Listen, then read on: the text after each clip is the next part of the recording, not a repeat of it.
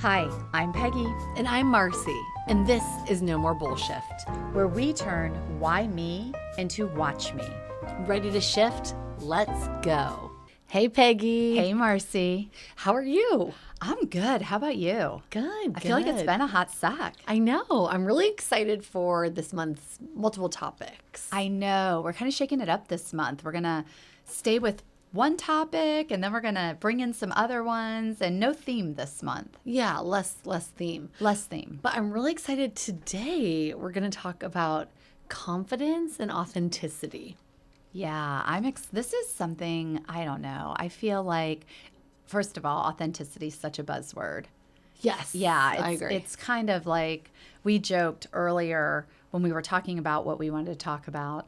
And we were like, don't be so authentic, you're a dick. And I think that's important too, but we'll get into that. But I don't know. Authenticity is important. It's the highest form of vibration, right? I mean, it's when you look at vibrational frequencies and energy, it's higher even than love, which I was like, is that true? But I did the research, and I think the reason for that is that love feeds authenticity. Yeah, I think they go hand in hand because it's kind of showing up your authentic self is like self-acceptance, self-love. It's kind of filling your own cup or putting your oxygen mask on first, and then you can pour to others. Yeah, and when we look at it from a spiritual lens, you look at what did your soul come here to do? Your soul came here to have an authentic life. You came here with a purpose, with a reason. You know, if you look at the astrology as your birth chart as a blueprint, as a map, you came here to live the most authentic version of that, right? So, of course, it's going to be the highest vibration. And anything less than that is you not showing up the way you intended to. Right. I did hear this thing recently, and I thought it was so good. And it said, be kind and honest. Don't be so kind that you're not honest. And don't be so honest you're not kind. I love that. I've heard that before. Who says that? I've heard that too, and I think it's beautiful. I think, gosh, that we should just like put that Post-it noted all over the house, right? Tattoos, definitely. Tattoos. Definitely getting tattoos. Mashing tattoos on our silent retreat. That's right. We're going to bring in tattoo artists. No, but I think it's good because I can, when I heard it and then I said it, like I can just picture people that are both those things. They're so kind that they're not even being truthful with themselves or others.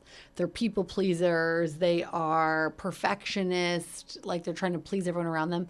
And then I also know other people that are so brutally honest that they're not kind to others around them. They're not thinking this could hurt someone's feelings or, you know, things like that. Yeah, I think sometimes we confuse authenticity with me.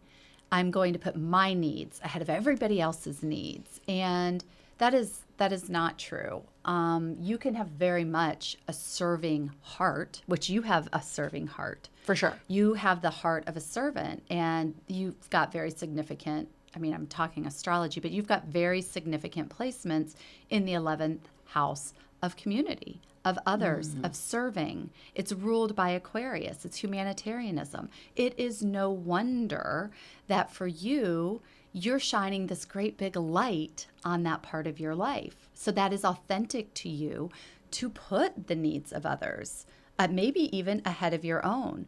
But that is authentic to you. That is part of what you came here to do. Right. I totally see that. I also think like another good barometer if something is authentic to you is it a heck yes? Or is it like a, oh, yeah, okay. No, like the things that excite you, like I'm excited to do volunteer work here. And I'll just say this, and a lot of people, or not a lot, but some people that listen to this might know this, like the area I live in is a very affluent public school. And I have never really felt called to get super involved in giving back to the school.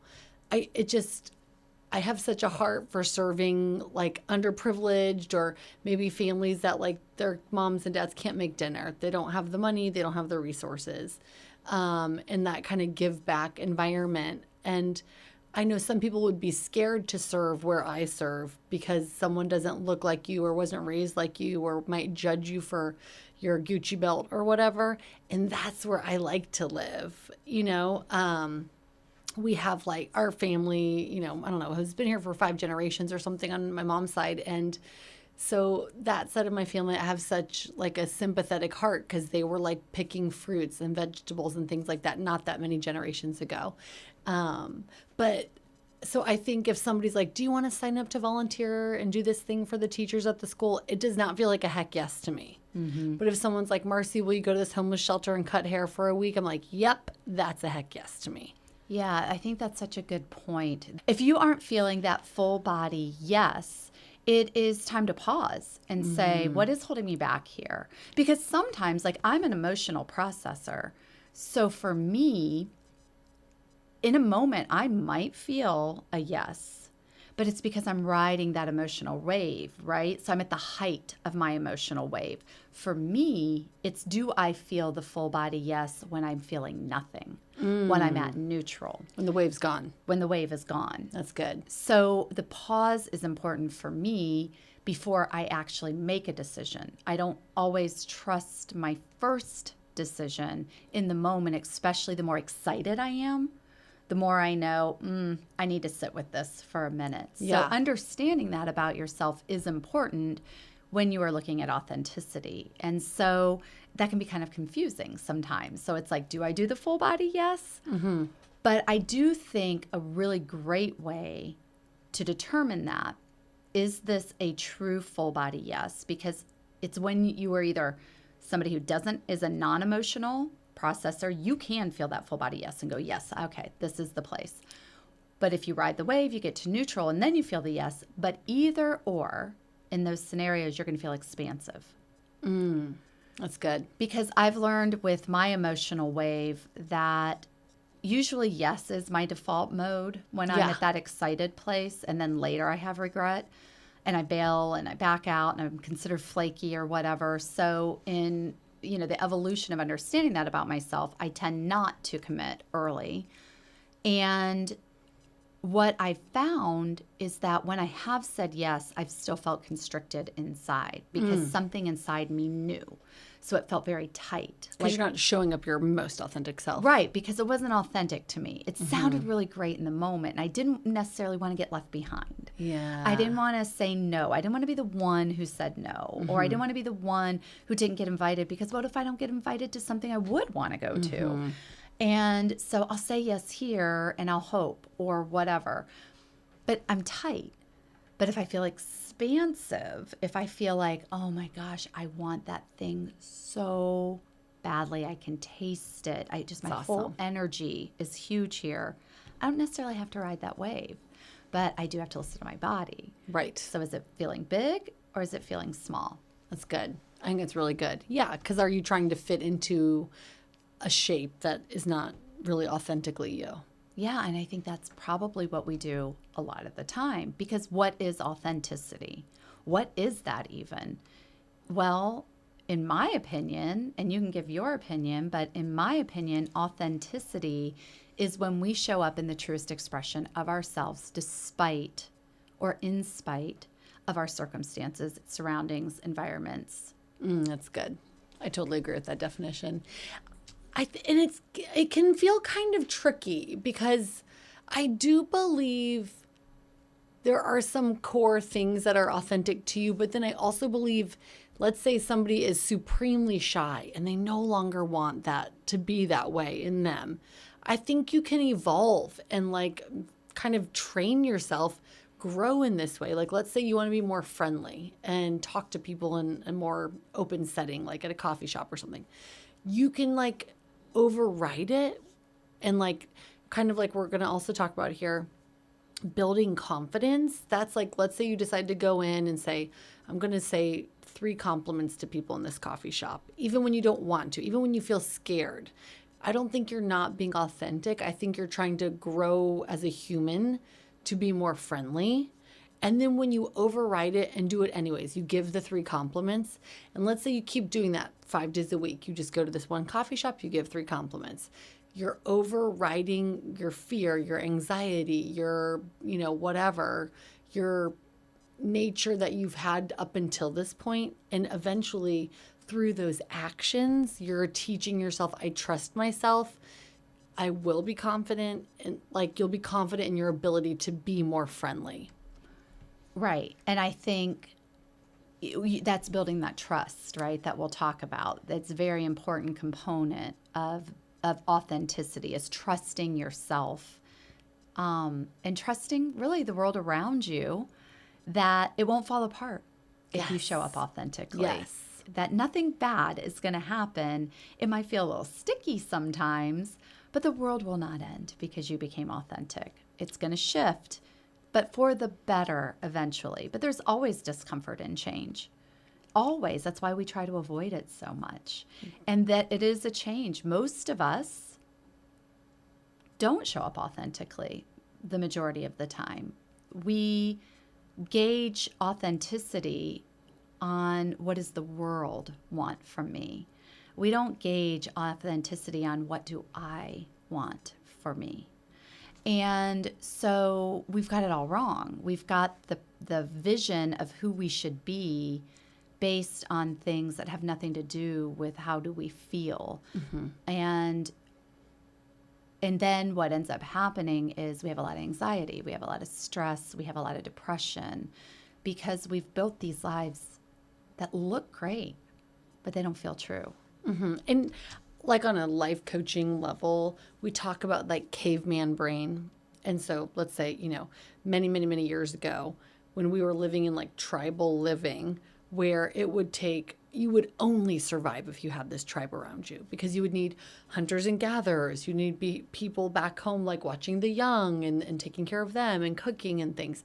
And so if you were kicked out of the tribe, you could not survive. And so that is a real basic human instinct to crave acceptance and friendship and connection, and to not want to rock the tribe. However, things are so different now. You know what I mean? Like now we have grocery stores and air conditioning and we don't have to go hunt for our meat unless we want to. And so I think it's important, like when your nervous system is reacting because you're showing up authentically and it's making you nervous that you won't be accepted by humans or in the tribe, that's when you talk back to it and say, no, Marci, you're okay. It's all right. It doesn't have to look like anyone else. It doesn't have to, make you fit in more. If these people don't want to be your friend because of X, Y, and Z, that's okay. Let them go and do their thing. And we will find another group that loves this side of you. So I have a question for you. Yes. When is a time that you weren't authentic, and how did you overcome that, and what was the general response? Okay, so when I was in middle school, I was very popular and I ran in the most popular crowd, and they were mean. We were mean. And I remember one time this one girl had started her period because it was middle school, and we were outside at recess and it was like coming down her leg. It was shorts season. And so, and these girls would they were laughing and pointing like, oh my gosh, look at her, blah, blah, blah, And I was just like, no, I'm not going to be a part of this. Like, we all have periods. We're all girls, I didn't say those words, but I just walked right up to her and I whispered and said, hey, you started your period. You might just want to go to the clinic or something and get everything taken care of. She's like, oh gosh, okay, oh my gosh. And I just slowly started to peel away from them. Like, they all wanted to like start drinking and doing drugs and stuff. And I also knew that wasn't me. That's not who I wanted to be. So anyways, and they also made fun of my boyfriend at that time for having acne. And I'm like, he can't control his acne. Like, he's trying the best he can, So, and like they called him pizza face. It was all this a lot of mean stuff. And when I wasn't willing to like jump through their hoops and play the reindeer games, I was no longer in the group. I was like rejected out of it. And totally just by like a spiritual grace of God thing, I had to do this. Like, I did Odyssey of the Mind, and I had aged out of the middle school one, even though I was in 8th grade. And my dad was like, I'll coach a team if you want to do a high school team. So it was me and all these high schoolers. And Odyssey of the Mind had a lot of dorks, okay, but I was cool, and I wore full. You used to be cool. You got kicked out of the cool group. I wore full makeup to Odyssey of the Mind. Anyways, so suddenly I had these older friends that had cars and could drive. And I remember my boyfriend with the acne was like bowling, and they're like, hey, we'll drop you off. You hang out with Evan, and then we're going to go to Home Depot and pick up this stuff we need for Odyssey of the Mind later, and then we'll come pick you up. And I was like, thanks, guys. But it was like they lost their control of me, and I let go of them. And even in high school, they were starting to do harder drugs, and that just wasn't my crowd. And I did end up finding the most amazing girlfriends in high school in speech and debate later on. But so I guess like there was never a formal breakup, but it just was like a drift apart. Like I was no longer invited to their stuff, and nor would I have said yes to go. Peggy, what about you? Do you have a time that you weren't showing up authentically, and then what happened when you flipped that script? Yeah. So mine is an adult story, and not not that there's anything wrong with the middle school story, because that's where that originates, right? It's really in those years where we start to put on those masks. Yes, preach. That's true. Yeah, that's where that behavior starts to really take root in us.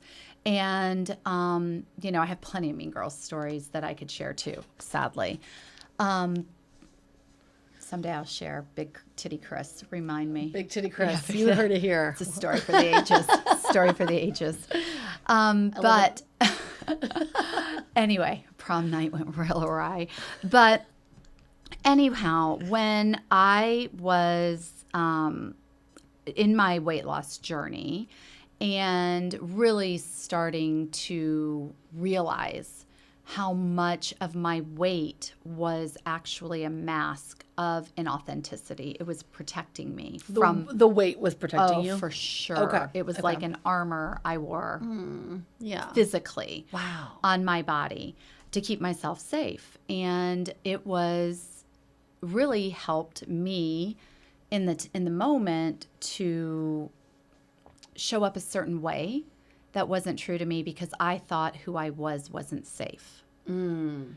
And as I started to shed that, and I started to do the work, and because I knew I am going to put this weight back on. I yo-yo because my weight is my safety. I didn't know that when I was fat. I knew that when I wasn't. Wow. And suddenly I didn't feel safe in the world. After how much weight did you realize that truth? I had gone from over 300 pounds. I want to say it was like 219 at that time. Wow. So I still had a lot of weight to lose. But still, that's like after 100 pounds. But I was still fat. Wow. Make no mistake, I was still fat, but I didn't see myself as fat anymore. And I started to look a different way. You could see that there was something underneath all that weight. Wow. And it was starting to feel uncomfortable to me. And I was really in danger of putting the weight back on. So I knew I needed to do the work, and I needed to start to shift these patterns of behavior, of hiding, of people pleasing. Yeah. And I had to get down to, why am I afraid to show up authentically? Why am I afraid to be seen? And when I really started to do that, I then, obviously, as I did that work, had to start showing up authentically. Right. You can't just say, oh, well, I want to understand it, without shifting it if you want long-term behavioral change. And I didn't want to go back to being fat. I didn't want to get stuck in my weight loss journey where I didn't take it all the way. And so I started to say no to things. And no started to become a favorite word of mine. And that felt authentic. I had built a world based on things that were not true to me. Okay. So in order to start shifting from that world into the world of things that felt true to me, I had to start saying no to the things I used to say yes to. Okay. Because I didn't know what the things I wanted to say yes to were. I was so disconnected from my authenticity. I hadn't yet figured out, who am I? What is authentic to me? I just knew what wasn't. So that's a really, I just want to pause there for a second. That's a very good point. Like, you might not know what is actually feeling authentic, but you might know what does not. Like, these things aren't me. And you're just kind of trying to figure out yes, these are. Yeah. And you can feel very, very confused and lost and really get in your own head on that. For sure. And because it could be that those things have nothing wrong with them. And in this case, they didn't. It was, I was in a friend group at the time with women who valued a much more physical, tangible, materialistic existence. Okay. And I had played into that for a long time. But it didn't feel true to me as I was losing weight. And I always played the funny fat friend. Mm-hmm. Right? So I was very manipulative. Mm-hmm. I knew I was very charismatic, which helped me with the weight issue. It's kind of how I kept people around me. But I was never so threatening people left me. Like I was never so big that I would get left behind. So I kind of had this very good balance that I did where I was charismatic enough to draw them in, but I was never going to outshine you because if I had learned in my mind early on, and it's just a thought, but my belief system early on was if I shine, I lose. Mm. And so I never wanted to shine too bright, but I wanted to shine bright enough that I could be in your orbit. Interesting. And so part of that was, sure, I will buy the purse. I will go on the trip. I will do the thing. I will drink the drinks. I will stay out late.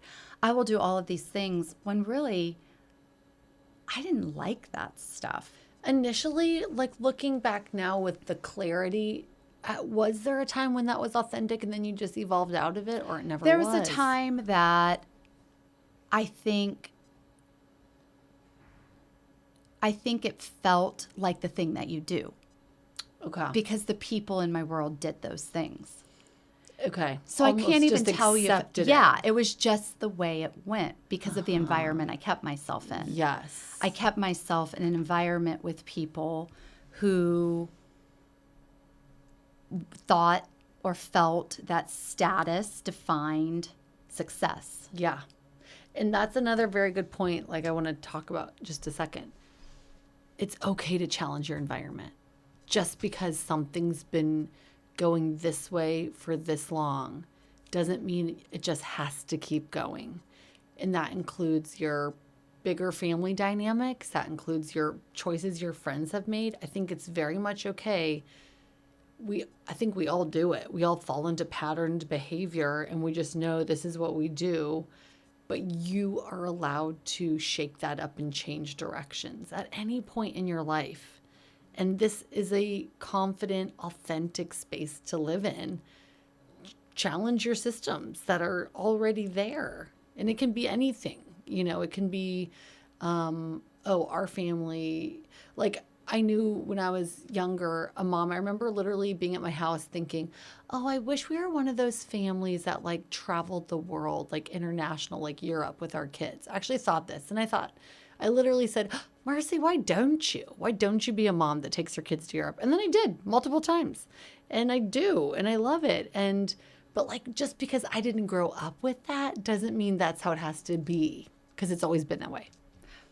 And conversely, if you didn't grow up with that, you don't have to desire it either. Yes. It's okay to not want those things. Yes. So that's the other flip side of it is you've got to do what's authentic. You wanted to take your kids to Europe because you wanted to travel the world with your family. Yes. You wanted the authentic feeling that gave you. Right. Versus this is what somebody who's made it does. On social media or something. Yeah. It doesn't even matter. This is what people in my community do. Right. If we've got a week off, we don't stay home. Right. We go. Yeah. If we're the only family that stays home, what will everybody think about us? Right. Well, guess what?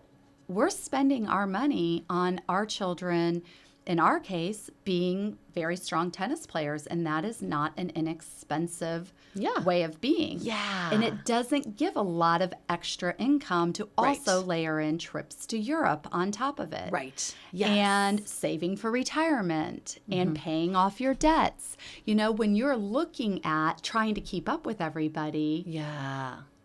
And nobody else knows your specific situation, right? True. But if you are just so busy trying to keep up with everyone, because that's what everybody here does. Yes. I live in an affluent community. My husband makes great money. I make great money. We go to great schools. We do all of these things. What is everybody going to think if I don't do this too? Right. What is everybody going to think if I don't have a designer handbag? What is everybody going to think if I don't go get manicures every other week? Yeah, it's keeping up with the Joneses. It's just, and it's not even that you realize you're doing it. It just, you start to do it and it starts to become the pattern of behavior. Right. Because when you're out to dinner with your friends, everybody's talking about those things. And what are you going to talk about? What are you, I gardened. Well, I stayed in and journaled. Yeah. We were watching a really great show while you guys were off on your trip. It's all these other things and you feel less than. Right. So you put on these masks to keep up and to keep up. And so I didn't know I was doing that. I can't say that it felt authentic or it didn't feel authentic. Okay. I can say I was 300 pounds, so something was wrong. Right. I was the physical manifestation of being out of alignment. Wow. We all have, when we are living inauthentic lives, a physical manifestation of being out of alignment. Look for it because it's there. What are some other examples of things that people physically would represent a misalignment? Your bank account. Ooh, okay. That'd be a big one, right? Maybe you are taking those trips. You're buying the house that made you house poor. Mm-hmm. You're driving the cars that are leased and have huge car payments. That's good. Okay. That probably doesn't really signify alignment. True. So you got to look at those places inside yourself.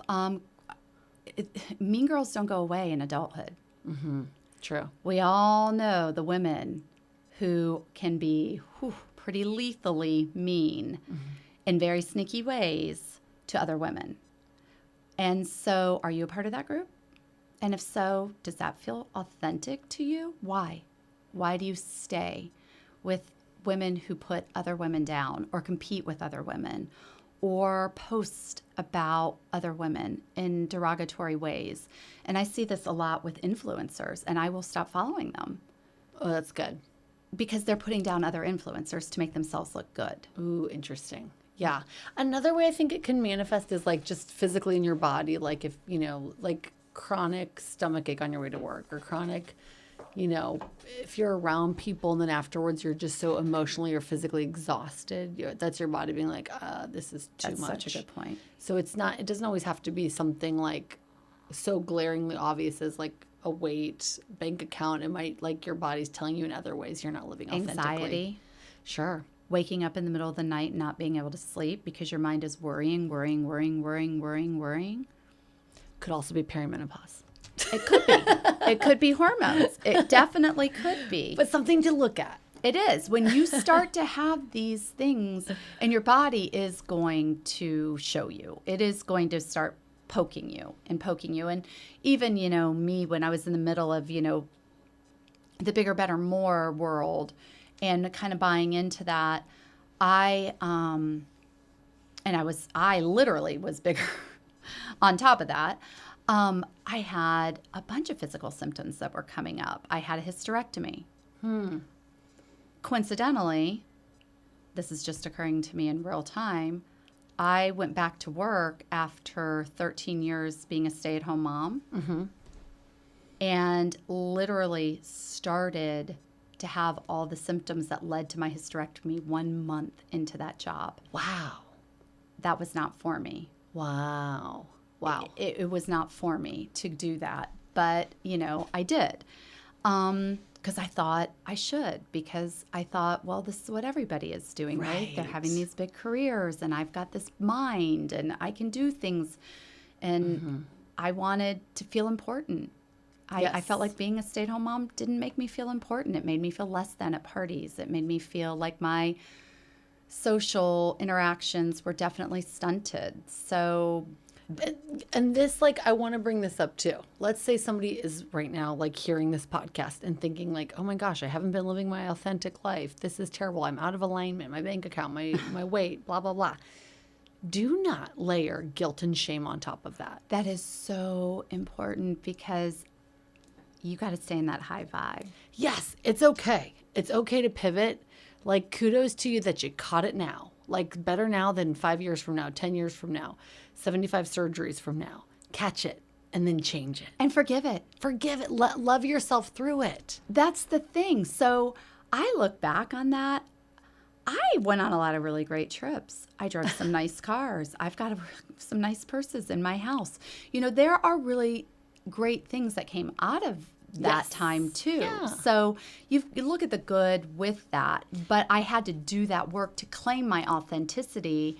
I had to start to say no to those things once they didn't feel true to me anymore. Right. And your soul was maybe meant to go on that journey. It absolutely was. You know, I think it was terrible to be mean and unkind in middle school, but I also learned a very valuable lesson. And there were times I would stick up for people, and that matters too. And I know what it feels like to be the unkind person, and then I know what it feels like to be the receiver of it. And none of it feels good. No, none of it feels good. And I think that's probably a really good statement. It doesn't feel good to be inauthentic. It feels really good when you are, but it's hard. Because when you start to shift that narrative and you start to say, wait a minute, oh, I can kind of see myself in this a little bit. This might feel a little bit like a sunbeam on my heart coming down and shining and saying, oh, okay, I feel a little niggly here. That's okay. It's all right. You don't have to shift everything overnight. Right. In fact, don't. Your nervous system can't handle that. The people around you can't handle that. You've got to make the gradual changes. And it's the small no's at first. So, you just start to make the small no's. And so that's what I started to do. And as I did that, the world started to shift around me. And I started to realize it's not that hard. It's really not that big of a deal. Nobody thinks about me as much as I think about me. Right. I'm not that important in their worlds. Yeah. So why am I sacrificing myself for somebody else's journey? Like, I'm going to claim my journey. Yes. And I'm going to live my life. And the people who can't handle that, that's okay. They're not your people. Go with God, go in grace. And thank you for the gift of the time we had together. And now we're on different journeys. And that kind of like leads us to this third thing I want to talk about, which is like love and self-love. And I think that's right. I think you need to love yourself and value what you want to prioritize more than how much you love to cater to like the opinions of others around you. And I actually think people that are people pleasers and perfectionists, like that's a form of not loving yourself and also hiding. Oh, it's such a mask. You're trying to like be in this little bubble. And something we talk about in life coaching, like, and this is great when you're first like kind of stepping into your like authentic self, which will lead to your confident self. Just aim for B- work. Okay. Let's not, if your goal is A+, you're going to make a lot less work happen.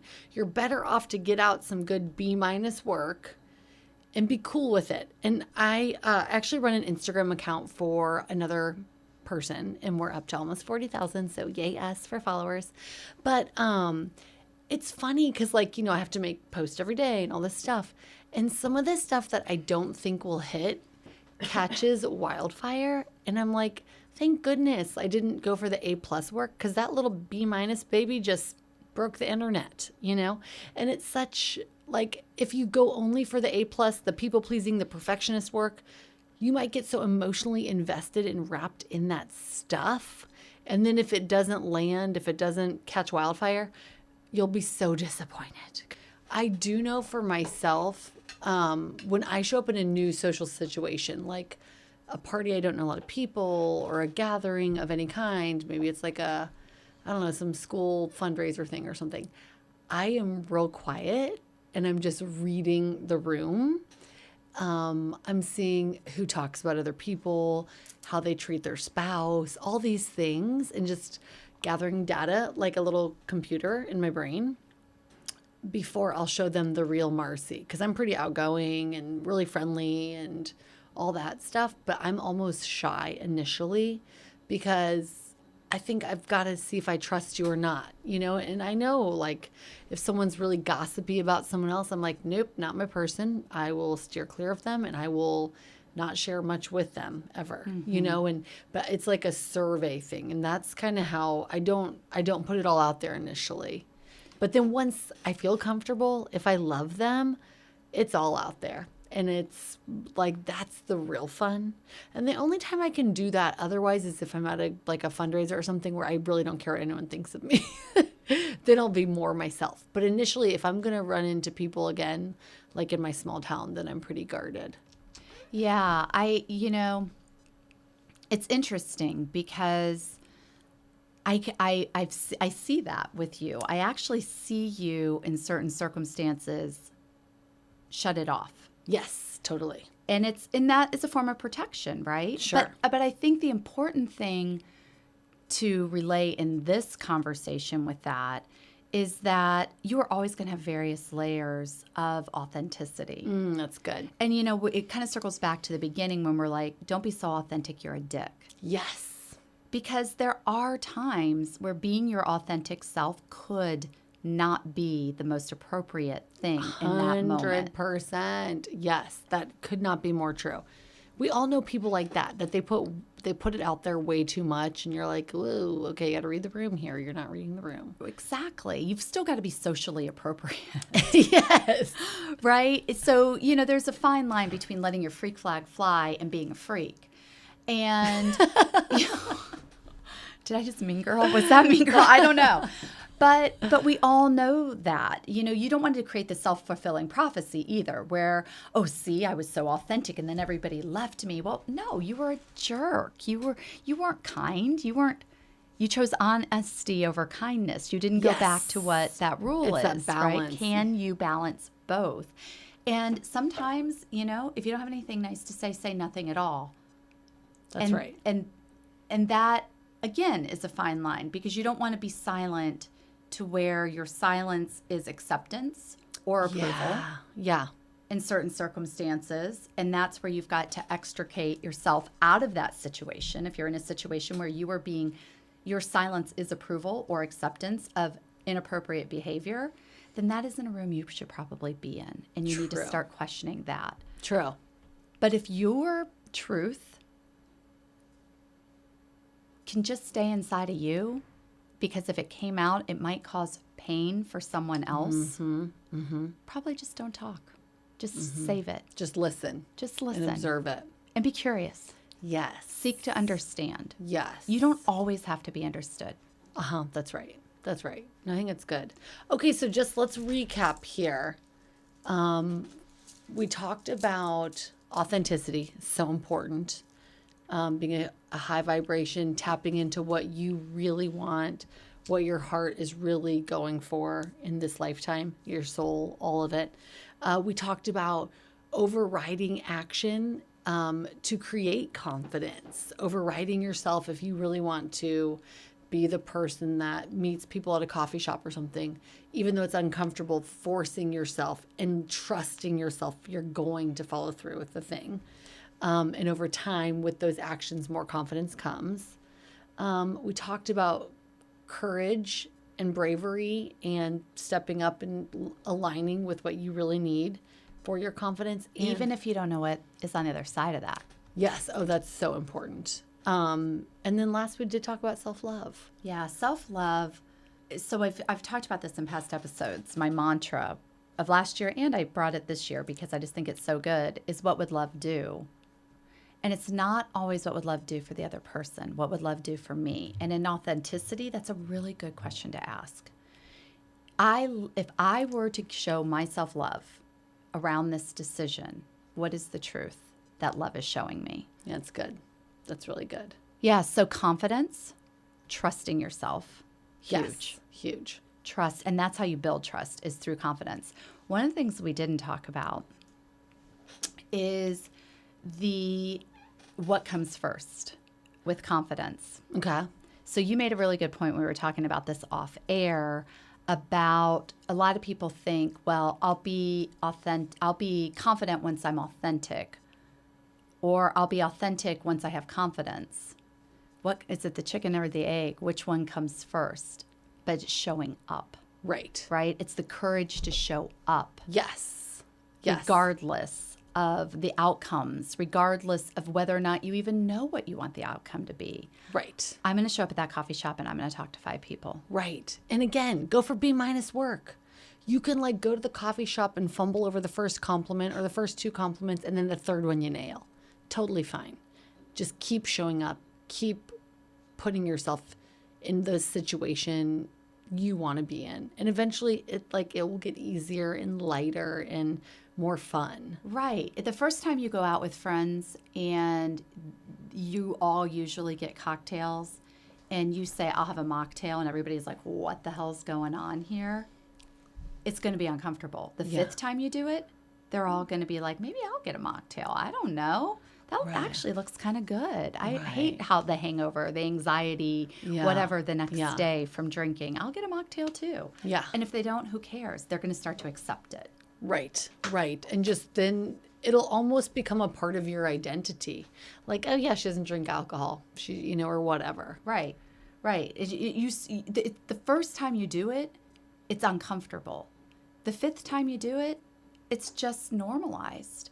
So you've just got to push through the discomfort of owning your truth. Right. And then on the other side of that is the freedom that comes from just being who you are. Yes, I totally agree. That's good. I think it's really good.